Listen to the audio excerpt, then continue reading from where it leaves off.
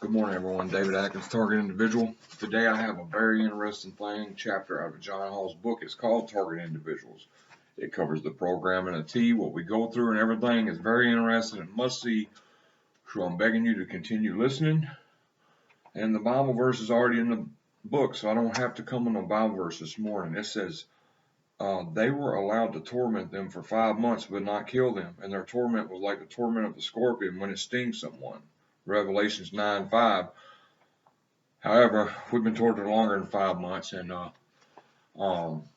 have this over my head because I've been getting hit this morning, but they have let off, but I'm keeping it on my head just in case, because I find if I feel them starting to hit me and I catch it early, it's not as bad as if you start letting them hit you anyway.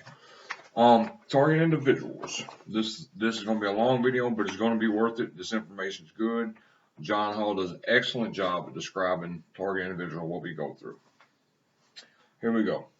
Assuming the government's intelligence agencies and DoD haven't suddenly started obeying the legal guidelines of the common rule of moral suggestions of Nuremberg Code, which they haven't, on the subset of population does seem to be suffering. One subset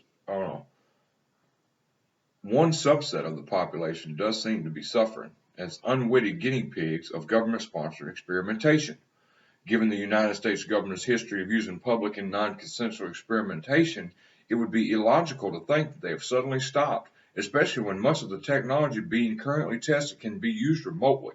For decades, beginning with the MK Ultra and its related projects, the governments of most industrialized nations have been searching for reliable ways to control the masses. While most of us are familiar with the control that been gained through guns, taxes, and media, few are familiar with the weapons mentioned in this book that rely on electromagnetic spectrum. And the weapons he's talking about: remote neural monitoring, direct energy weapons, scalar waves, V2K. Fewer still understand the strange susceptibility that the human nervous system has to electromagnetic energy. Throughout history, certain segments of the population have felt the need to separate themselves from government and thrive based on their own self-reliance. The Amish religious sect is an excellent example of this, although they have succumbed to somewhat government intrusion through allowing their children to attend the public school system. This single allowance has reduced the number of individuals remaining in the sect, however, secondary to exposure of their youth to modernize. Other fringe religious groups, as well as survivalist organizations, have also fled to rural areas to escape the ever-watching eye of the Big Brother. Until recently, escaping the agriculture areas where one could live off the land. One could successfully move themselves from the grid. However, the relative resistance of these groups to the traditional control mechanisms of taxation, bureaucracy, and the media did eventually invoke the ire of the federal government. Labeled as potential domestic terrorists, many of these groups have been infiltrated by FBI agents for close observation. In several extreme cases of government intervention, these groups were forced to comply with government control by force. The reader may remember the tragedies that occurred at Ruby Ridge and Branch Davidian compound, where government agents did resort to disrupt these groups. The federal government, realizing the American public would not continue, and it's going to get to target individuals, trust me, tolerate armed attacks on citizens, begin to look for more covert ways to exercise control over these agriculturally independent populations. This is not to infer that the individuals suffering at the hands of current tech fit in any categories of the separatists. In most cases, they do not appear to be separatists, radicals, or anti-government. I'm merely attempting to explain from a governmental viewpoint their plausible need to develop more sophisticated means of controlling population.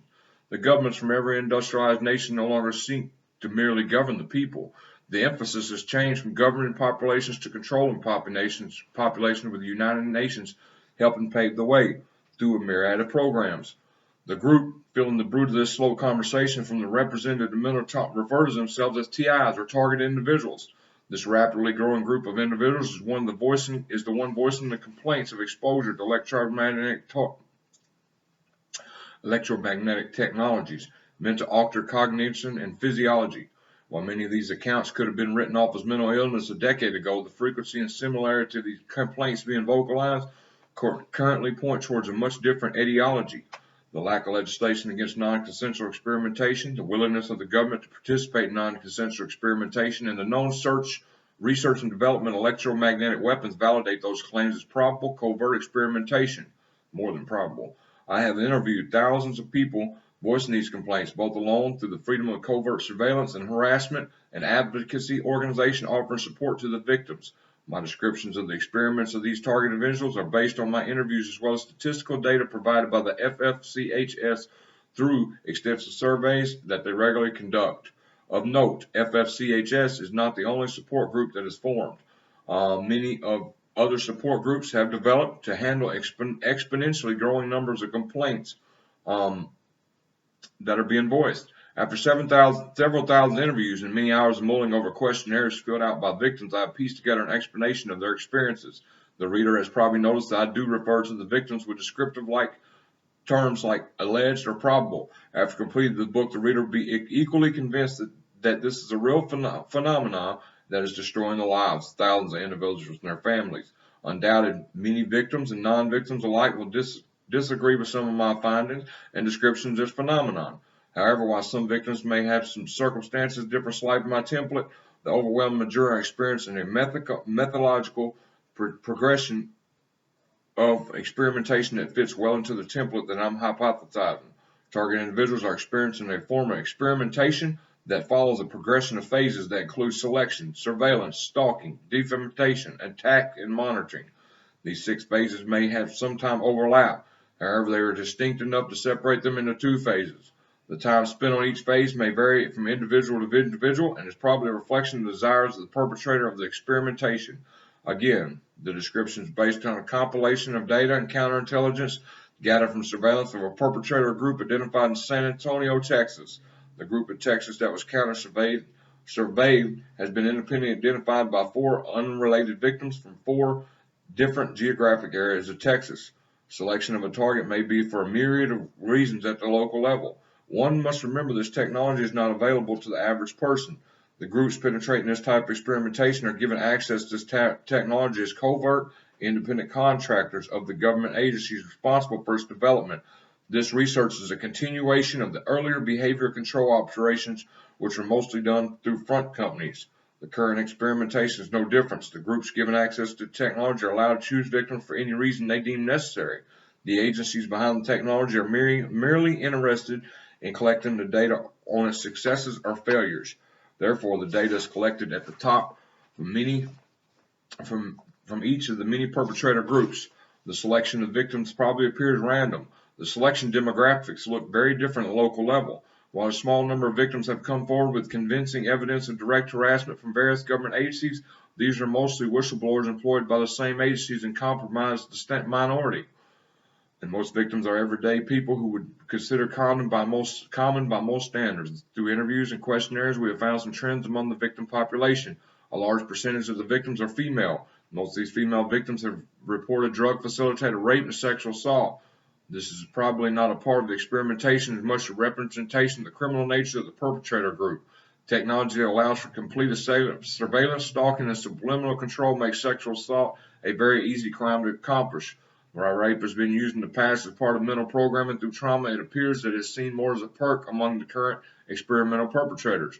Nonetheless, it's no less physically traumatic and psychologically damaging to them. One group of victims in Palm Springs, California, does appear to be targeted sexually. This group, mostly gay men, is being audibly harassed by the same female voice through microwave auditory effect as well, being victimized through drug-assisted sexual assault. Obviously, this represents a psychological hatred on the part of the group perpetrating these crimes in that area. However, to summarize, the selection for targets and inclusion into experimental protocol may be specific at the local level with some aspect of particular traits that are sought out by the perpetrators. At the agency level, where the data is ultimately compiled, each perpetrator's group inclusion criteria probably average out to give the target population a random appearance. Surveillance of a chosen target follows selection. Closely follows selection. The surveillance phase differs from the stalking phase in that during the surveillance phase, the target is unaware that this is occurring. Once selected, the target is extensively surveyed through multiple means, which include background checks, credit checks, mail tampering, email hacking, direct observation, both physically and electronically.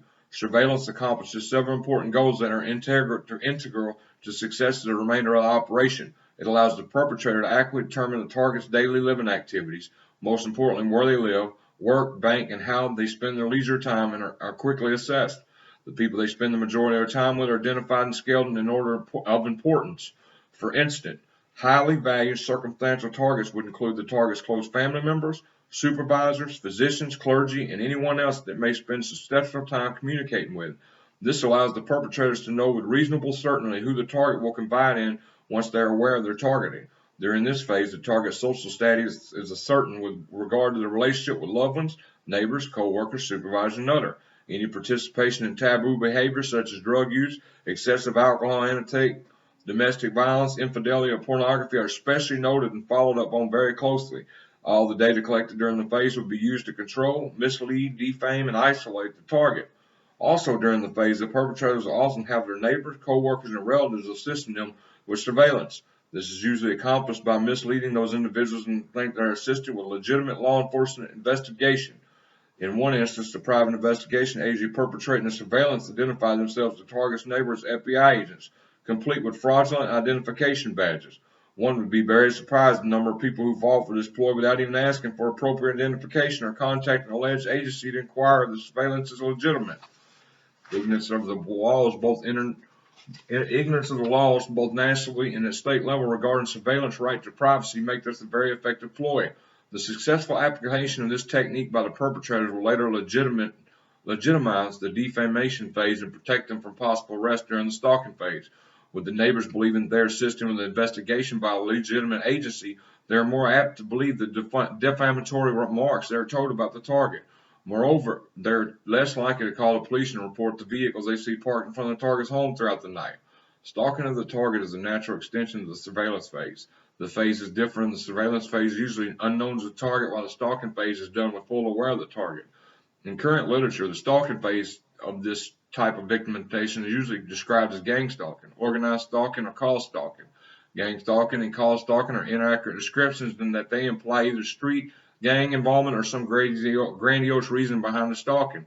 Organized stalking is probably the most accurate description, or I say vigilantism, reflecting the high, organized, and methodologically planned out form of stalking that these victims experiences.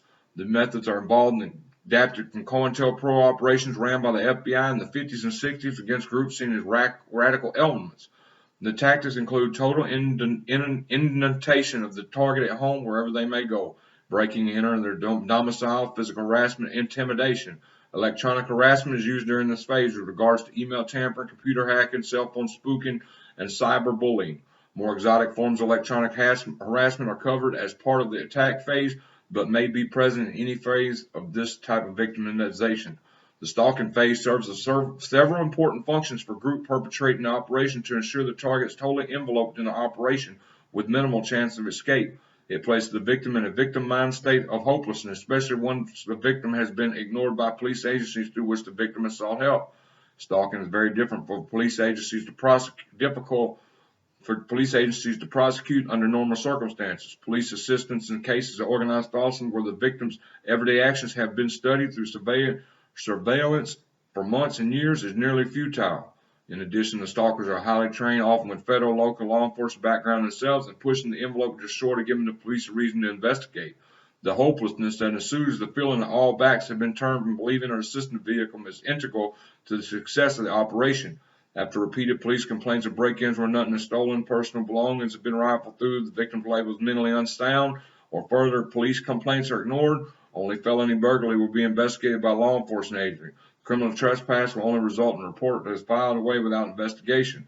At worst, multiple complaints of stalking and criminal trespass will result in a psychiatric referral to or mandatory 24-hour psychiatric evaluation. The inability of the victim to get appropriate law enforcement assistance helps instill the belief that the law enforcement is complicit in their victimization and limits them from further complaints. Once this level of hopelessness is achieved, the perpetrators will feel confident in escalating their stalking to more frequent breaking and entering as well as physical and sexual assaults with less risk of arrest. The victim mind state often causes the target to go in an extreme state of reclusion, which furthers their chance of a psychiatric diagnosis once a psychiatric exam is requested. This part of the operation has been brilliantly designed with assistance from psychiatric professionals. It's a scenario that continues to play out to perfection almost every case. The stalking phase serves another purpose. The victim must be located on a GPS for constellation of other modalities to be used on them. This can be accomplished in several different ways. Stalking may be a way of performing constant 24/7 GPS location through GPS-enabled devices in the hands of the stalkers. This obviates the need for tracking chips and the victim and explains why the stalking phase almost always comes to an abrupt end with only electronic harassment remaining. At one time, chipping the target, much like GPS and chipping the animals to study migratory patterns, was probably the more common scenario. However, this exposes the perpetrator group to possibility of arrest for physical assault if caught and provides evidence of assault to the victim and chip is found. A less risky alternative to gang stalking the victim closely enough remotely GPS them until their GEG can be cataloged, EEG, and used through remote neuromonitoring for the remainder of the operation. Our research has reinforced this fact. We have frequently scanned thousands of victims for covertly placed microchips with few found on X-ray or MRI. To add to the confusion, part of the operation is apparently to convince the target they have been chipped. This caused them to exhaust their finances looking for an embedded device that doesn't exist. With such fervor, it contributes to their psychiatric diagnosis. Essentially, while chipping was once the integral operation, it's now part of the psychological victimization. However, because many people have been complaining this targeting for a decade or more, scanning for a tracking chip should probably be part of their workup. Most recently, Byron Boyce, an inventor from Georgia, was allegedly chipped by an agent involved with NSA. His chip was found on X-ray and removed by a surgeon. It was a Verichip brand chip that was covertly placed in the tissue of his lateral shoulder where underwent malignant changes. This case is still in litigation. For the record, in the email correspondence with the makers of Verichip, they assured me they do not condone covert chipping with their product, nor will it function as a GPS tracking chip. The serial number on Boyce's chip allegedly was traced back to a lot of chips sold to the United States government. I will allow the reader to make their own decision regarding the sincerity and reply I received from Verichip. Nonetheless, the fact that we are not routinely finding chips in the multitude of victims and the targeting continues in with these chips removed tells me it's being done. Or through other means, with chips and stalking being used strictly. Dr. Robert Duncan, his Soul Catcher, Secrets of Cybernetic Warfare, puts forth this same assumption. The stalking phase takes place hand in hand with the defamation phase. Inevitably, the stalkers are occasionally caught and questioned by neighbors, onlookers, and possible law enforcement. The excuse most often given to those who question the stalking is that the target is under official investigation for drug and sex or criminal crime. Since most of this type of stalking is done by private investigative groups, they often have former officers on their payroll, close enough relationships with local municipalities, and the police question them no further.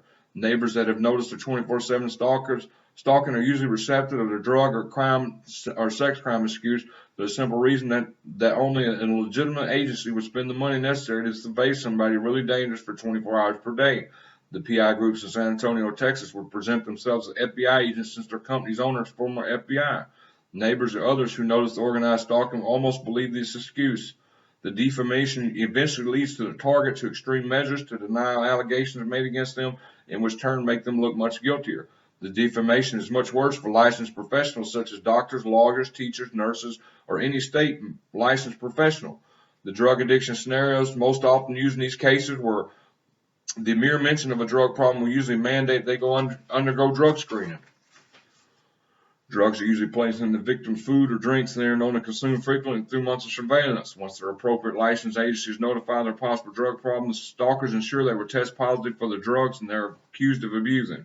The scenario works near 100% effectiveness in destroying the career of the victim. The ultimate goal, and this is just one scenario. There's a bunch of different scenarios they play, but we're just giving you an idea of what goes on. The ultimate goal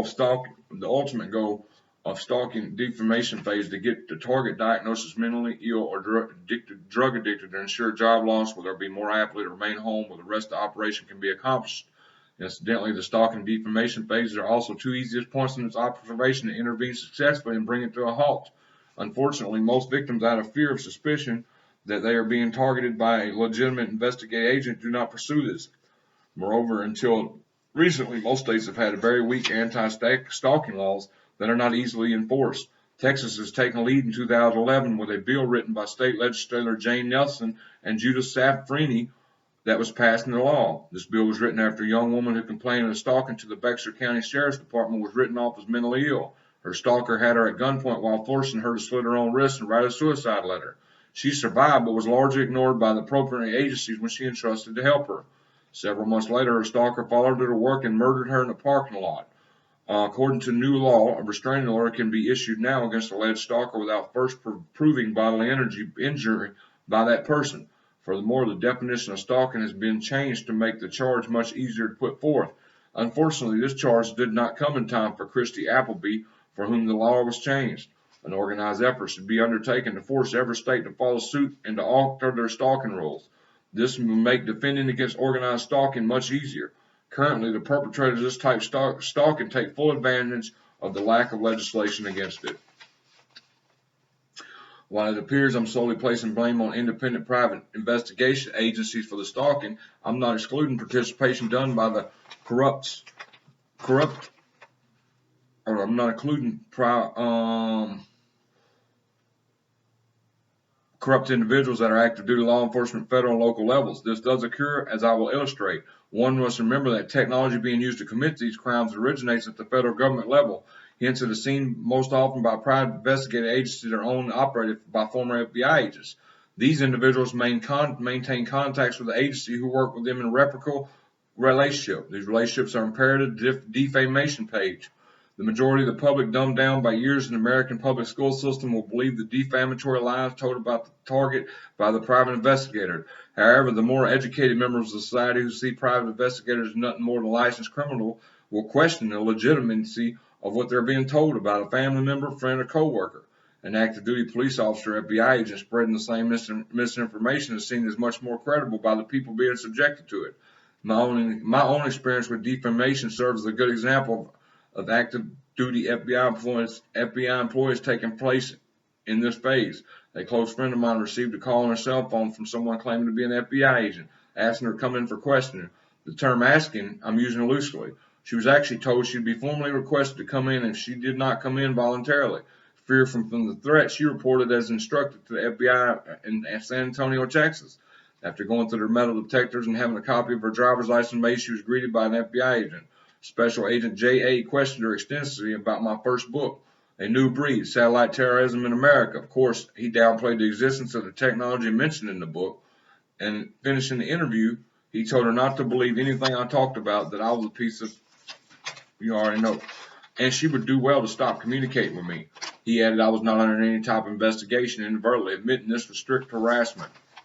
The occurrence of my first experience with active duty FBI were taking part in the defamation page. I assume this has probably gone on in other cases. As of writing this book, I have yet to be questioned by this agent directly. One would surmise the questioning of the author of the book would serve them better than harassing author's friends who have only read the book. Again, the fact they have not directly questioned me leads me to believe that their goal is purely harassment, defamation, and an attempt to prevent this book from being released. The best defense against defamation is to know your neighbors well and live a good life despite the stalking and attacks. One should do their best to function normally. Continue to work, attend church, children activities, whatever social activities you would be expected to attend. Reclusive behavior will lead people to believe the lies told about you. Moreover, stick to the victims' forums and organizations that handle victims' type of crime to vent frustrations or talk about your experiences. Repeated attempts to convince non-believers of what you're going through will further align their beliefs with the doubts about your sanity that they're being told. Moreover, if you are using illicit drugs, stop. Illicit drug use can and will be used against you, not only to defame you, but the entire crime will be blamed on drug-induced psychosis. The government has specifically targeted drug abusers for mind abuse control experiment ever since MK Ultra sub-projects, solely for the reason they are easily discredited. In conclusion, visibility in your community and normal societal interactions are key in defeating the defamation phase. This is a lesson learned from perpetrators themselves. The perpetrator groups in San Antonio area have ingrained themselves so well in their community as a good Methodist, wholesome people that I wager no one knows them would suspect or believe the atrocities they've committed. Victims must do the same thing. Living your life as a recluse, placing foil in the windows, constantly talking about this issue to people who are uninformed will worsen your plight. I kind of disagree there, but whatever floats your boat. The attack phase is characterized by direct energy attacks, meant to disrupt normal psychological function. It may occur at any time during the victim's targeting, but is mostly notable at a distinct phase late in targeting. Early attacks prior to the victim's awareness of stalking may be perceived as ordinary psychological method. Often, the victim has multiple physician visits with complaints of muscle twitching, headaches, heart palpitations, skin burning, and other more obscure complaints with nothing methodologically abnormal found. Later in the targeting, the attacks are accompanied with voice-to-skull transmission that make it very obvious to the victim that their ailments are not a result of medical pathology. Once the perpetrators are certain the victim is hearing their transmission and has noted the stalking, the attacks will escalate. During the attack phase, the victim can expect during the attack phase, the victim can be expected to be assailed almost 24 hours a day. If the victims are lucky enough to still be employed by this time the phase begins, the attacks will be used as their key weapon to sleep deprive them. Often the attacks will subside just long enough for the victim to fall asleep with hopes they'll sleep through their alarm and be tardy or absent to work. Remember, the goal of this phase is the complete annihilation of the victim's personal and professional life. This phase will continue until these goals are met or the perpetrator group is diverted or hired to target someone else. Manpower constraints with the perpetrator group will often result in abrupt cessation of attack as they focus attention on another target they've been directed or paid to attack. However, the victim will still usually have the infrequent attacks as a reminder they're still being watched and not entirely free from the program. According to Dr. Robert Duncan in his book Soul Catcher, warfare, the attacks are a result of central nervous system manipulation. In effect, the brain is being manipulated to manifest physical symptoms of twitching, burning, spasms, and other symptoms. While this may be true, almost all victims report electrical disturbances within their homes. It's my belief some of the attacks are secondary to direct energy attacks, specific targeted peripheral nerves, muscles, organs, and not strictly through the central nervous system controlling them. In effect, the same directed energy weapon module is being used to open and close garage doors, turn lights on and off, disrupt computer screens in the victim's homes, and may also be used to physically attack the victim at targeted sites other than the brain. This may explain why neural programming to alter EEG in most victims does stop some, but not all, the attacks. It would stand reason with the myriad of weapons within the electromagnetic spectrum at their disposal. The mode of attack would be variable in nature, not dependent solely on central nervous system manipulation. The weapons used in the attack phase include microwave, millimeter wave, radio frequency laser, and probably scalar modulatives. All these modalities have been researched extensively and weaponized for military use as mentioned earlier in the book. While they have all been identified under the heading non-lethal weapons, non-lethality in the research setting was not based on 24/7 exposure. Moreover, the exact effect of the exposure long-term on human body is not known, at least not in this official research. Victims of current experimentation may be the guinea pigs of some type of long-term exposure protocol that is too unethical to be done under a legitimate institute review board with consenting volunteers. The attack phase is followed by the monitoring phase. Having worked with multiple victims that have been victimized for varying lengths of time, it is clear these victims have been chosen for experimentation for the duration of their lifetime. Dr. Duncan and I are in agreement that the targeting is done for the life of an individual. However, once the goals of the perpetrators have been met, namely social, personal, occupational destruction, the attack phase often lessens. As mentioned earlier, the victim will experience the occasional attack as a reminder to them they're still being watched. Apparently, one of the rules of this experimental protocol is that once a victim is chosen, he or she must be monitored until their natural death occurs. Many victims are drawn to suicide by the respective perpetrators. This may be an attempt of perpetrator groups to prematurely end monitoring phase of one particular victim so manpower can be focused on another. The psychological resilience of the victim to stress of the experimentation obviously plays a factor as well. From a medical perspective, the monitoring phase is probably to note any immune problems, cancers, perspective, and the monitoring phase is probably to note psychiatric problems or diseases that may result from the long-term exposure to the electromagnetic weapons used in the experimentation. These issues will need to be elucidated before these modalities are released on the population as a whole for psychosocial control. In 1971, Dr. Jose Delgado and MK Ultra researcher published Physical Control of the Mind Towards a Psycho-Civilized Society. His research required implanting the brain with a chip to acquire desired results. The development of direct energy has allowed for more efficient delivery with even better results without the need for brain implantation. And I'm done, folks. I will continue tomorrow with something good. I hope y'all enjoyed that. Pretty wide view. I mean, he explained it pretty much from these people he had interviewed. Anyway, I hope y'all have a good day. I'll be back tomorrow with a video. And like I said, to the person who commented about the biofilm, I am researching it very hard. It's a very difficult subject. I have people sending me information on it as we speak, so I can't guarantee a video in a couple days, but it might be sometime this week. Any other people have comments and want to hear on a certain subject, I'll be glad to do it for you. God bless y'all. Y'all have a good weekend.